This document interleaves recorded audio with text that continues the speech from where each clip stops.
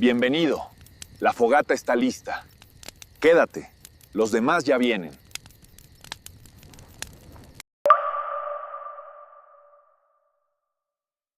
A finales de agosto de 1996, cuando apenas tenía 19 años, llegué a casa y encontré a mi mamá sentada a la mesa de la cocina.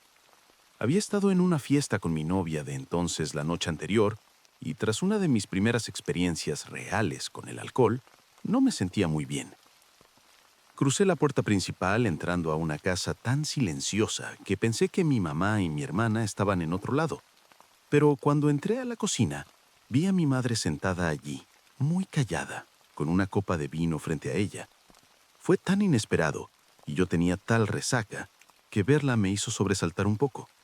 Pero esa sensación de sorpresa fue rápidamente reemplazada por una de terror.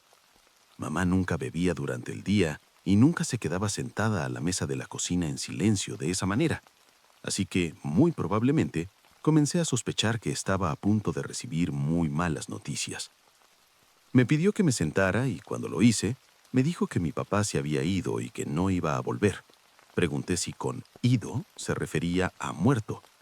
Cuando mamá negó con la cabeza y me dijo, no, simplemente se fue. Recuerdo haber flotado en una isla de alivio por un momento antes de hundirme de nuevo en un mar de conmoción. Y una vez que pude, le hice un montón de preguntas. Cómo lo sabía, a dónde había ido, cuándo se había marchado y cosas así. Y la respuesta corta a todas ellas fue que ella no lo sabía. Y cuanto más intentaba ella dar una respuesta sustancial, más se alteraba. Él no le había avisado, no había dejado una nota. Simplemente hizo una maleta, se subió a su auto y condujo hacia quién sabe dónde. La conversación terminó con mi mamá llorando y yo abrazándola mientras le decía que todo iba a estar bien. Pero como desgraciadamente descubriría, todo no iba a estar bien. Durante los primeros 2 o 3 meses, nadie habló realmente de la partida de mi papá. Hubo llamadas de rutina y visitas de parientes para ver cómo estábamos, pero las discusiones se centraban en nuestro bienestar, no en por qué papá se había ido o si volvería. Cualquier cosa más allá de eso, cualquier cosa que rozara el misterio de toda la situación, tendía a alterar a mamá hasta el punto de que no podía hablar más del tema. Y mentiría si dijera que yo me sentía lo mismo.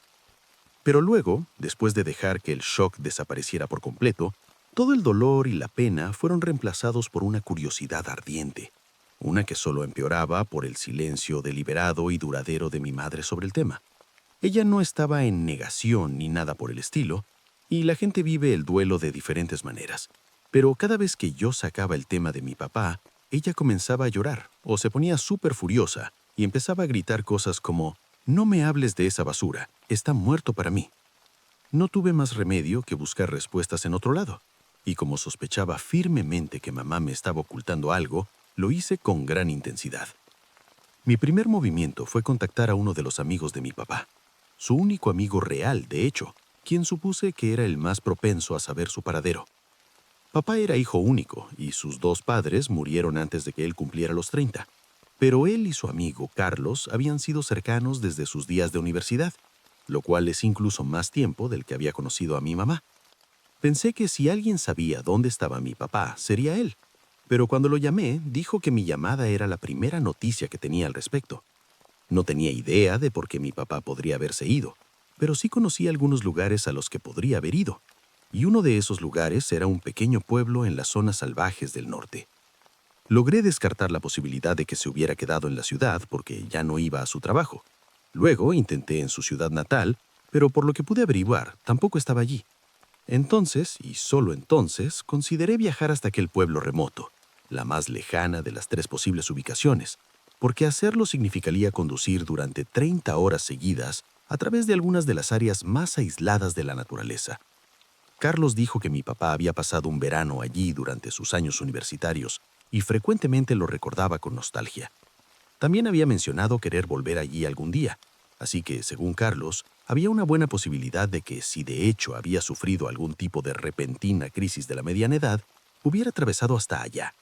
El pueblo, que está a más de 700 kilómetros de la ciudad grande más cercana, tiene una población de alrededor de 100 personas, mayormente gente nativa de la zona.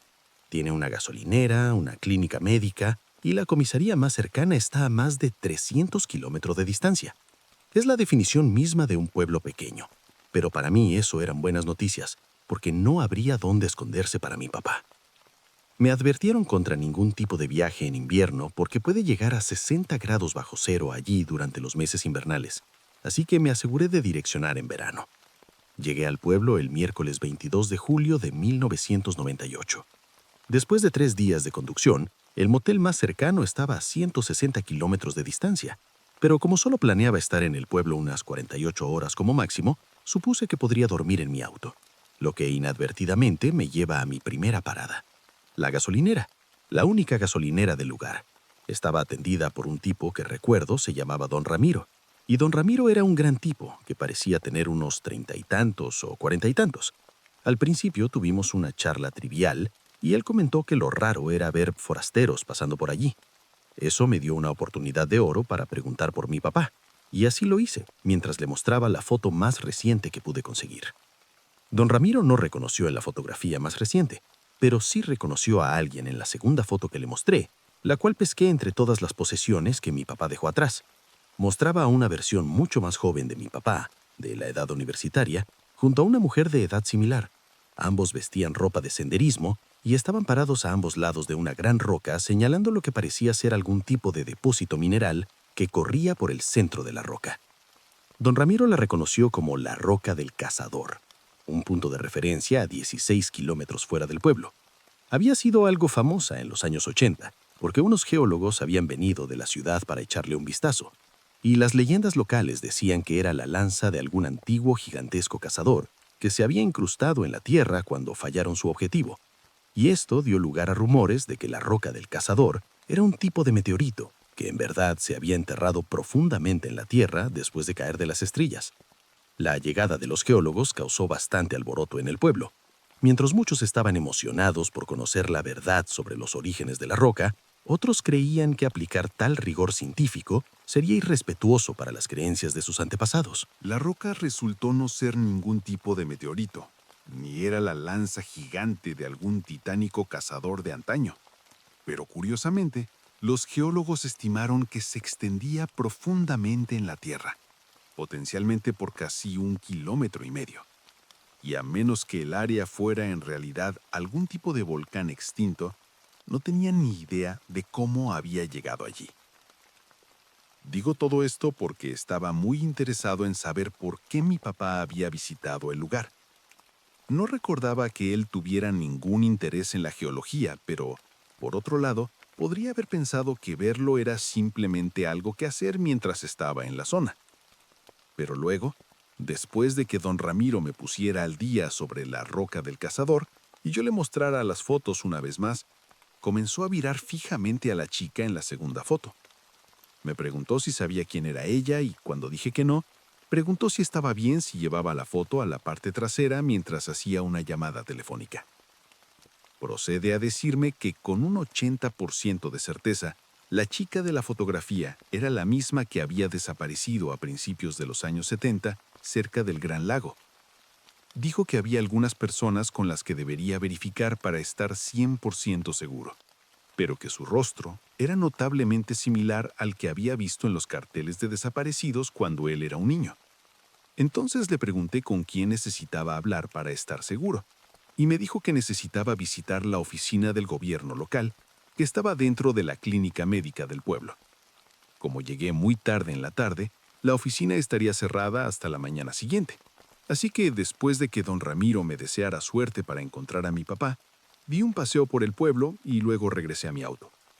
A la mañana siguiente caminé hasta la gasolinera para tomar café y desayunar algo e intercambié una charla rápida con don Ramiro antes de dirigirme a la clínica.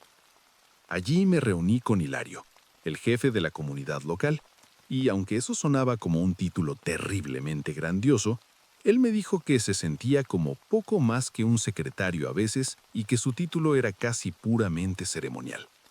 Era un hombre acogedor y generoso, y en el momento en que lo conocí, supe que estaría dispuesto a ayudar. Pero desafortunadamente el jefe Hilario tenía malas noticias para compartir conmigo. El jefe, que operaba desde una oficina del tamaño de un armario de escobas, estaba feliz de recibir a un visitante raro en el pueblo, y asumiendo que yo era algún tipo de turista, se ofreció a responder cualquier pregunta que tuviera. Incluso se ofreció a conseguirme un guía que me llevara por la zona en un vehículo todoterreno para que pudiera ver todas sus tierras desde la comodidad del asiento del pasajero. Pero cuando le conté mi historia, es decir, que estaba buscando a mi papá, su rostro se suavizó. Luego, cuando le mostré la segunda foto, la de lo que supuse eran sus días de universidad, nunca olvidaré cómo reaccionó el jefe. Pasó de estar feliz y sonriente a tener una mirada tan fría que casi me asustó. Y luego simplemente dijo, creo que tú y yo deberíamos pasar a mi oficina. Ahora, puede sonar morboso para algunos, pero yo estaba emocionado. Claramente él poseía información valiosa, exactamente lo que me había llevado a conducir más de 2000 kilómetros. Pero lo que me dijo planteó muchas más preguntas de las que respondió. El jefe Hilario me dijo que la chica de la foto se llamaba Susana y era una graduada universitaria que desapareció en el verano de 1973. Pero luego señaló a mi papá y me dijo que él había sido uno de los sospechosos potenciales arrestados por la policía y que había sido interrogado en relación con la desaparición de Susana, no una vez, sino 2 veces. Obviamente todo eso fue muy impactante. Y de nuevo, esto podría hacerme sonar como algún tipo de psicópata, pero era progreso. Progreso sólido por primera vez en literalmente 18 meses. A donde quiera que había ido, a quien quiera que hubiera recurrido, todo habían sido callejones sin salida. Así que incluso si era mala noticia que mi papá hubiera sido potencialmente sospechoso de asesinato, todavía era algo sólido a lo que aferrarse, lo cual me dio una idea de por qué podría habernos dejado en primer lugar. Así que piénsalo, estás en la universidad, viajas al norte para unas vacaciones de senderismo en verano, conoces a una chica, tal vez te enamoras, pero esa chica termina desapareciendo y tú eres uno de los sospechosos. Eso sería suficiente para arruinar a cualquiera por vida. Digo, a menos que fueras tú la causa de su desaparición. Así que, para este punto, parecía altamente probable que papá hubiera hecho una peregrinación tardía de regreso a aquel pueblo para obtener respuestas sobre la chica que había amado y perdido. Ese último punto, de alguna manera, vuelve a por qué yo sospechaba tanto que mamá me estaba ocultando algo. Estaba tan alterado, luego tan enojada con mi papá. Y eso me hizo pensar que ella sabía algo sobre esta chica, Susana, y que la repentina desaparición de mi papá podría estar conectada con la de ella. El jefe Hilario continuó diciéndome que los restos de Susana nunca habían sido encontrados, por lo que nadie había sido acusado en relación con su desaparición, pero también mencionó que su última ubicación conocida fue en las fauces del Gran Lago, en lo que se conoce entre las tribus como tierras salvajes, y que ahí fue donde la policía encontró su campamento, totalmente abandonado, pero también totalmente intacto. Echó un vistazo muy rápido a la foto más reciente de mi papá antes de decirme que no lo había visto. Pero el jefe también se apresuró a agregar que si papá se había dirigido directamente hacia la Roca del Cazador, no había ninguna razón real para que se detuviera en el pueblo, especialmente si era un lugar que guardaba los malos recuerdos de haber sido arrestado. Si realmente quería buscar a la chica desaparecida, o incluso si solo quería presentar sus respetos al lugar donde fue vista con vida por última vez, tenía sentido que fuera directamente hacia el Gran Lago, al menos si estaba allá arriba en el norte, o no en otro lugar completamente diferente. Y el único problema era llegar allí. Desde el pueblo era un viaje de 320 kilómetros para llegar a la siguiente localidad, y si no tenías un 4x4 decente, que obviamente yo no tenía, entonces no tenía sentido intentar hacer el viaje. Pero incluso si lo tuviera, todavía estaba mirando una caminata de 50 kilómetros a llamados humedales a través de todo tipo de basura y mosquitos. Sí, todavía los tienen allá arriba, hasta el lugar donde se encontró el campamento de Susana. Podía pasar por el proceso de alquilar un 4x4, dirigirme hasta allá, luego caminar durante 3 días a través de terreno bastante infernal y podría terminar siendo para nada. De acuerdo, consideraba todo esto una búsqueda muy noble. Literalmente no había nada más importante para mí que tratar de encontrar a mi papá y potencialmente traerlo a casa. Pero, como cualquier gran esfuerzo, el espíritu estaba dispuesto, pero la carne era débil. Y en mi caso, Mi cuenta bancaria era aún más débil. Simplemente no podía permitirme extender mi estadía por otros pocos días, ya que me había tomado toda una semana libre del trabajo y había gastado un montón de dinero en gasolina, habitaciones de motel y comida de carretera. Era tirar la toalla o llamar a mamá y rogarle que transfiriera algo de dinero a mi cuenta. Luego tendría que llamar al trabajo y arriesgarme a ser despedido después de rogar por unos días extra libres, cuando ya había puesto a mi gerente en un aprieto bastante malo al solicitar una semana libre con relativamente poca antelación. Y darlo por terminado y tal vez regresar en una fecha posterior parecía el curso de acción lógico. Estar allá arriba en los territorios del norte me hacía sentir que estaba cerca. ¿Saben a lo que me refiero? Tan cerca que prácticamente podía sentirlo allí conmigo de alguna manera. Luego, cuanto más lo pensaba, más me daba cuenta de que no había vuelta atrás. No a menos que quisiera vivir con el arrepentimiento de la inacción por el resto de mi maldita vida. Pero lo que realmente selló la decisión fue cuando el jefe Hilario me dijo que el siguiente pueblo tenía una comisaría y que ese era el lugar donde interrogaron a mi papá después de que su amiga Susana desapareciera. Tendrían registros, informes escritos, todo lo que necesitaba para obtener más información sobre lo que le había sucedido a ella y a mi papá. Y con eso en mente, llamé al trabajo y luego llamé a mi mamá. Ahora, conseguir el tiempo libre fue fácil porque fui honesto con mi gerente y le dije lo que estaba haciendo. Mi papá se había ido. Estábamos preocupados por él, así que estaba buscándolo en la esperanza de traerlo a casa y, diablos, tal vez incluso salvar su vida también. Y ante eso mi gerente dijo, tómate todo el tiempo que necesites. Mamá, por otro lado, no fue tan fácil de convencer. Ella no sabía dónde estaba yo ni qué estaba haciendo, así que cuando la llamé y le informé de la situación, no estaba contenta. Al principio, a la luz de lo que yo estaba haciendo, se negó a enviarme dinero y me dijo que regresara a casa de inmediato.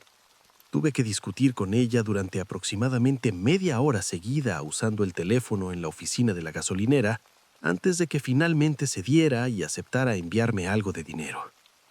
Mentiría si dijera que no se puso un poco emotivo en algunos momentos, y estaré siempre agradecido con el viejo don Ramiro por darme mi privacidad durante esa llamada telefónica.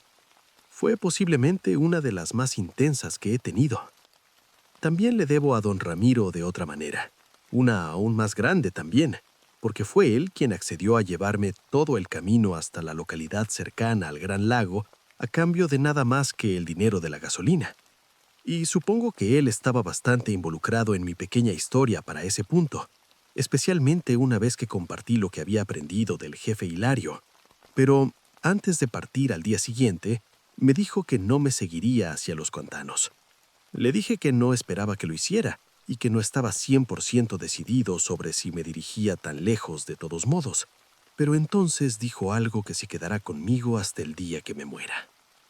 Preguntó, si tu papá está buscando a la chica y tú estás buscándolo a él, ¿quién va a terminar buscándote a ti? ¿Alguna vez pensaste en eso? Y recuerdo esas palabras, y no lo había hecho. Nunca había prestado ni una sola iota de pensamiento a ese concepto. Pero cuando lo hice, en los momentos después de que don Ramiro me preguntara, me heló hasta los huesos.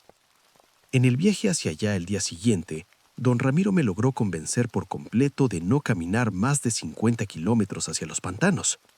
Si mi papá estaba ahí fuera y no se había vuelto completamente loco, entonces habría tenido al menos algún equipo básico de campamento con él, mientras que yo ni siquiera tenía una tienda de campaña, ni mucho menos suficiente comida de campamento o el calzado adecuado para atravesar 50 kilómetros de desierto pantanoso y volver. Y así, siendo realista, no había forma de ir tras mi papá en las tierras salvajes, pero lo que sí podía hacer era reportarme con la policía local, informarles sobre la situación con mi papá y luego darles mis datos de contacto para que pudieran comunicarse si había algún avistamiento de él. Y tal vez, solo tal vez, alguien ahí podría decirme más sobre por qué mi papá fue arrestado en relación con la desaparición de su amiga Susana. Nos tomó unas 5 horas llegar hasta el pueblo, y luego, cuando llegamos, Don Ramiro nos llevó directamente a la comisaría, que afortunadamente estaba justo al lado de una tienda de comestibles. Dijo que nos compraría unos refrescos y comida Holling. Y luego entré a la oficina solo. La oficina era solo una pequeña área de recepción con una habitación más grande detrás. Y después de mirar a través de la puerta abierta, intercambié saludos con un oficial de aspecto más joven con el uniforme rojo característico. El oficial Jaime, que tenía más o menos mi edad, parecía muy dispuesto a ayudarme. Pero cuando se dio cuenta de que yo tenía en mente algo más que una consulta básica, me dijo que esperara mientras llamaba por radio al único otro oficial en la zona, un hombre llamado Macías. No es un nombre real, y la necesidad del seudónimo quedará clara en breve. El comandante Macías, que era considerablemente mayor que sus compañeros de trabajo, parecía mucho más equipado para ayudar con investigaciones de naturaleza histórica, y ayudó. Fue un poco frío conmigo al principio, pero después de que le conté toda la historia sobre la búsqueda de mi padre, se ablandó lo suficiente como para hablar conmigo.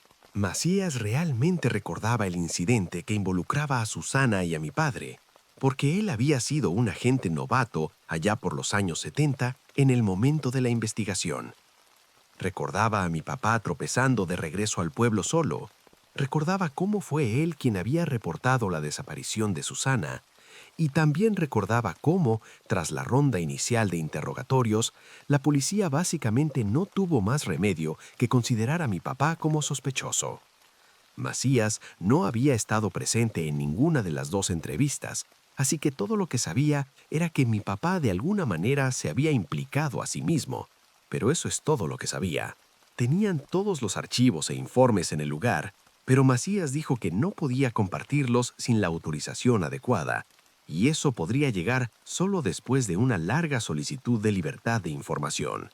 Si me mostraba los archivos, podría perder su trabajo, y como él dijo, no había trabajado casi 30 años solo para perder su pensión después de un pequeño error como ese.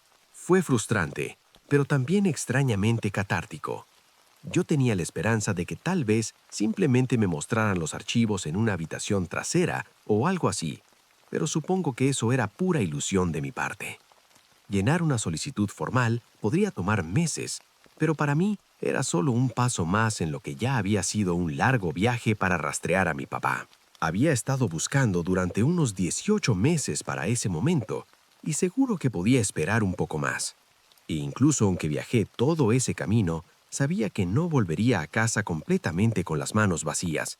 Macías y el oficial Jaime prometieron estar atentos a mi papá, e incluso prometieron llamarme si escuchaban o veían algo allá afuera, en las fauces del oso. Y con eso me refiero a los pantanos donde desapareció Susana. Antes de irme, Macías preguntó cuáles eran mis planes. Le dije que regresaba y que probablemente pasaría otra noche en mi auto antes de dirigirme al sur en la mañana. Me deseó suerte y le agradecí, y luego salí para encontrarme con don Ramiro cerca de su camioneta. Nos compró unos sándwiches y luego, mientras tomábamos la carretera de regreso, le di los detalles de lo que la policía me había dicho. Don Ramiro dijo que me había mantenido en sus oraciones, esperando que pudiera poner mis manos en esas cintas de interrogatorio más temprano que tarde. No diría que yo era una persona religiosa, ni por asomo, pero a veces, solo a veces, creo que las oraciones de don Ramiro encontraron los oídos de alguien, porque esa noche, mientras intentaba descansar tanto como fuera posible para mi viaje de regreso al sur, me desperté al escuchar a alguien tocando el vidrio de la ventana de mi auto. Luego, cuando miré afuera y vi una chaqueta roja distintiva, me di cuenta de quién era. Era Macías, el oficial de allá arriba. Levanté mi asiento, abrí la puerta de mi auto y él preguntó si podía sentarse en el asiento del pasajero, y le dije claro. Luego, cuando se subió, recuerdo que metió la mano en su bolsillo y sacó una cinta de cassette con una etiqueta garabateada. No pude leerla de inmediato. Tenía la luz interior apagada para no matar la batería de mi auto y quedarme varado allí. Pero tenía el fuerte presentimiento de que era algo muy específico, algo que definitivamente no debería haberme estado mostrando. Macías me dijo que encendiera el reproductor de cassettes de mi auto, y así lo hice. Y luego, después de que deslizó la cinta en la ranura, mis sospechas se confirmaron. Era la cinta con el primer interrogatorio de mi papá, el de antes de que fuera arrestado. Como no se le consideraba sospechoso durante la primera entrevista policial, mi papá fue muy comunicativo con ciertas piezas de información, y resultó que él y Susie, como la llamaba, estaban acampando cerca de los pantanos cuando Susie se levantó en la noche para ir a orinar fuera de la tienda. Después de que la salida de Susie lo despertara, mi papá simplemente se dio la vuelta e intentó volver a dormir, pero solo segundos después escuchó a Susana gritar. Papá dijo que se apresuró a ponerse las botas, agarró una linterna y luego corrió hacia la noche para ver qué había asustado tanto a Susana. Y eso, según él, es cuando los vio. Uno de los oficiales que lo interrogaban le preguntó a mi papá quiénes son ellos, y mi papá responde diciendo que si les dice, pensarán que está loco. Papá luego dice algo sobre cómo si hubiera sabido que ellos estaban ahí fuera, él y Susie no se habrían acercado a ese lugar ni en 1.000.000 de años. Uno de los oficiales luego le preguntó a mi papá a dónde se llevaron la Susana, y papá dijo que no lo sabía, pero donde quiera que fuera, sabía que Susie probablemente estaba muerta. Tenía que estarlo, porque no había forma de que pudiera sobrevivir a lo que le estaban haciendo. De nuevo, uno de los oficiales pregunta quiénes son ellos, y papá explota. Le pregunta a uno de ellos, ¿cómo es que ustedes no lo saben? Viven aquí afuera. Y todo este otro material que sonaba desquiciado. O sea, no es de extrañar que la policía asumiera que él asesinó a Susana, porque realmente sonaba fuera de sí. Los oficiales hicieron algunas preguntas más, pero con cada respuesta, mi papá se ponía más y más agitado. No sabía por qué no se lo llevaron a él también. Y ellos no habían visto a nadie siguiéndolos durante los días anteriores. Y no podía explicar por qué no había ni una gota de sangre de Susana en ninguna parte, a pesar de la afirmación de mi papá de que estaban atacando violentamente a Susana. Y después de eso, los oficiales anunciaron que terminaban la entrevista y la cinta se cortó. Cuando le pregunté a Macías si había traído la segunda cinta, negó con la cabeza y me dijo que no valía la pena escucharla. Y basándose en lo que mi papá había dicho durante su primer interrogatorio, la policía lo puso bajo arresto bajo sospecha del asesinato de Susana. Recuerden, mi papá dijo que sabía con certeza que ella estaba muerta, pero luego lo sometieron a una segunda ronda de interrogatorios. Pero la razón por la que no valía la pena escucharla era porque mi papá se cerró totalmente ante los dos oficiales que le hacían preguntas. Cuando pensó que tal vez creerían al menos parcialmente su historia, mi papá fue muy hablador. Pero luego, una vez que se dio cuenta de que era un sospechoso de asesinato, hizo lo inteligente y no dijo una palabra más hasta que fue liberado por falta de pruebas. Macías dijo que después de ser liberado, mi papá dejó el pueblo, pero la búsqueda de Susana continuó por otros 10 días. Y el equipo de búsqueda y rescate encontró el campamento que había compartido con mi papá, pero no encontraron ningún rastro de la chica misma, ni ropa, ni sangre, ni restos humanos. Y el esfuerzo de búsqueda finalmente se canceló, y muchos años después, sus padres la hicieron declarar muerta por algún tipo de propósito legal y fue retirada del registro de personas desaparecidas. Pero según Macías, había algo en los archivos que llamó su atención. En un momento hacia el final de la búsqueda, un perro de un equipo de búsqueda de la policía salió corriendo y nunca se le volvió a ver. Y la desaparición del perro provocó toda una nueva operación de búsqueda y rescate, una especie de mini búsqueda dentro del esfuerzo mayor. La policía buscó por cielo y tierra a este sabueso perdido, así como a Susie.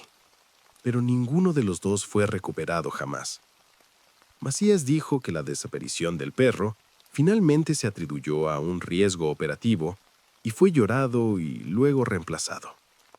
Pero él pensaba que había mucho más en ello que solo un perro emocionándose un poco y luego ahogándose en un pantano. Recuerden, nunca encontraron el cuerpo de Susana ni los restos de ese perro, en cuyo caso, ¿a dónde demonios se fueron? Macías terminó diciendo que, en su opinión, mi papá y Susie se habían topado con algún tipo de sitio de cultivo, ya sea marihuana, amapolas de opio o tal vez ambos, y se apresuró a agregar que no tenía absolutamente ninguna prueba de esa teoría. Pero muy poco más explica algunos de los comentarios que mi papá hizo durante esa primera entrevista. Después de expresar mi gratitud por traerme la cinta, Macías se fue y me dejó con un sueño inquieto. Fue raro escuchar a mi papá tan joven. Sonaba mucho como yo cada vez que escuchaba mi propia voz en una grabación. Pero eso obviamente no es lo que se quedó conmigo esa noche. Fue lo que había dicho durante esa primera entrevista, junto con cómo lo había dicho. Ahora, conduciendo de regreso, tenía estos extraños sentimientos encontrados de tristeza y miedo. Nunca me había sentido tan cerca de encontrar a mi papá. Y al mismo tiempo, nunca se había sentido tan distante. Toda su vida, probablemente había estado lidiando con las secuelas de lo que había sucedido allá arriba en el norte. Y no puedo hablar por mi mamá, porque todavía no sé hasta qué punto ella sabía todo esto. Pero personalmente, yo no tenía ni idea. Y eso fue hace casi 3 años. Y al momento de escribir esto, ahora es abril del 2000, todavía no estoy más cerca de descubrir toda la verdad sobre la desaparición de mi papá. Pero en estos días, tengo una idea mucho mejor de dónde buscar. Y ahora que puedo defenderme en un viaje de senderismo en solitario, creo que estoy casi listo para ir a buscarlo. Planeo regresar al norte en el verano en algún momento, posiblemente en junio, y me aseguraré de escribir todo lo que encuentre. No sé cuántos de ustedes realmente leerán esto, pero no me importa. Esto es bueno para mi cordura, y cuando descubra algo más, este será el primer lugar donde lo publique. Imagino que publicaré otro blog en unos meses, y si no lo hago, o encontré a mi papá, o algo más sucedió. Supongo que solo tendremos que esperar y ver. Tenía 8 años cuando nos mudamos por primera vez a la casa al borde del bosque. Mis padres tenían sus dudas sobre comprar una casa con un patio trasero que colindaba con el bosque.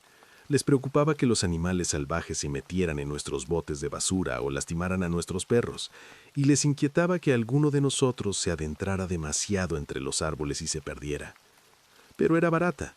A mi papá le gustaba el aislamiento, a mi mamá le encantaba la casa en sí, y mis hermanos y yo estábamos emocionados por jugar en el patio y explorar el bosque. Nuestra primera señal de que algo no andaba bien fue que nuestros perros le tenían un terror absoluto al bosque. Nunca entraban en él por ninguna razón. Si un juguete con el que estaban jugando terminaba cruzando la línea de los árboles, se negaban a recuperarlo. Y cuando uno de nosotros entraba, caminaban de un lado a otro ansiosamente hasta que regresábamos. En ocasiones notábamos que los perros se quedaban mirando fijamente un punto en el bosque con evidente angustia, a veces gruñendo o ladrando, pero nosotros nunca podíamos ver nada allí.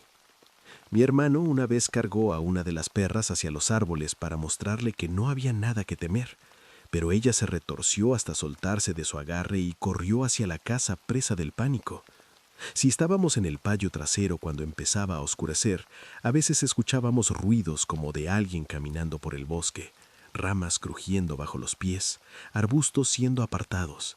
Si llamábamos preguntando quién era, no había respuesta, pero si iluminábamos con una linterna, ocasionalmente captábamos un vistazo, por solo una fracción de segundo, de algo que podríamos jurar que parecía una persona caminando en la oscuridad. Mis padres rápidamente nos prohibieron entrar al bosque después del anochecer, e incluso durante el día no se nos permitía salir del campo visual de la casa. La ventana de la habitación de mi hermana daba al patio trasero y al bosque que había más allá, y ella recuerda haber mirado por su ventana una noche y ver una figura sombría parada justo en el borde del patio. Dijo que había algo raro en ella, como si no estuviera del todo parada en el suelo, y era un poco demasiado alta para ser una persona y estaba algo distorsionada. Ella estaba convencida de que la estaba mirando directamente a ella. Llamó a nuestro papá diciendo que había un hombre en el patio mirándola a través de la ventana, y cuando él salió corriendo para ahuyentar a quien quiera que fuera, ella continuó observando a la figura. No se alejó, pero cuando la luz de la linterna de mi papá pasó sobre ella, de repente simplemente ya no estaba allí. Escuchábamos regularmente golpes en la puerta trasera en la noche sin que hubiera nadie. Mis padres pensaban que eran adolescentes haciendo bromas y dejaron de molestarse en abrir la puerta, hasta una noche lluviosa en que los golpes fueron persistentes y agitados. Mi mamá señaló que podría haber alguien necesitando refugio de la fuerte lluvia afuera, pero cuando abrió la puerta, no solo no había nadie allí, sino que no había huellas mojadas en el porche. Los golpes continuaron todo el tiempo que vivimos allí. Ocurría varias veces en el lapso de unas pocas semanas, luego paraba, por meses, y luego comenzaba de nuevo. Mis padres eventualmente instalaron una cámara de seguridad, pero nunca había nadie en la puerta. Sin embargo, la cámara no fue del todo inútil. Unos 3 años después de vivir allí, mi hermano comenzó a tener terrores nocturnos y sonambulismo. Cuando caminaba dormido, siempre salía por la puerta trasera y comenzaba a caminar hacia el bosque. Mi mamá, que tiene el sueño ligero, escuchaba la puerta abrirse y corría a buscarlo antes de que llegara al bosque.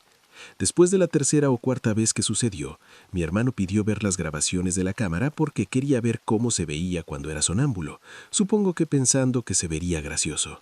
La grabación lo mostraba saliendo al porche, luego deteniéndose como si escuchara algo y sacudiendo la cabeza, para luego caminar hacia adelante a regañadientes, como si fuera jalado o guiado forzadamente por algo.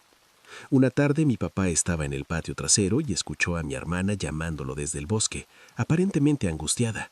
Pensando que ella se había ido a explorar el bosque y se había caído y lastimado, corrió hacia adentro y comenzó a llamarla, pero rápidamente se dio cuenta de que estaba demasiado oscuro para verla y no podía precisar de dónde venía su voz. Le dijo que esperara donde estaba mientras él buscaba una linterna. Cuando corrió de regreso dentro de la casa por la linterna, vio a mi hermana adentro, segura y completamente despreocupada.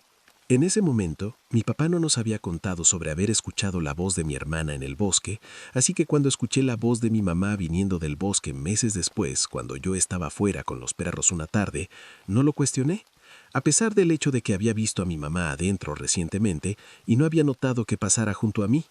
Mi mamá me llamaba diciendo que se le había atorado el suéter en unas ramas y necesitaba que entrara a ayudarla. Mientras yo caminaba hacia allá, los perros comenzaron a ladrar, alertando a mi papá, quien me vio a través de las ventanas deambulando hacia el bosque.